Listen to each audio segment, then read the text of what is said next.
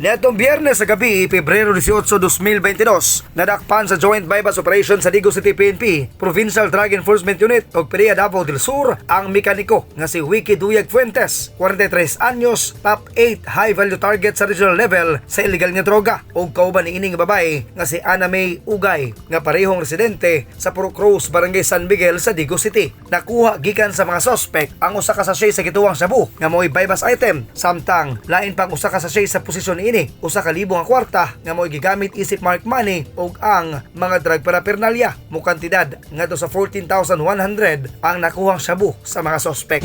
Samtang nasikop usab sa mga pulis sa Padana Municipal Police Station, Provincial Drug Enforcement Unit o PDEA Davao del Sur ang 21 anyos nga si Ayanel Sabilio Celeres, top 10 high value target sa regional level nga residente sa Purok 1, Barangay Tulugan, Padana Davao del Sur. Nakuha sa posisyon sa suspect ang gibana-banaang 6,800 pesos sa gituwang shabu. Ronnie Junotero, Newsline Philippines, Province of Davao del Sur. Stay safe.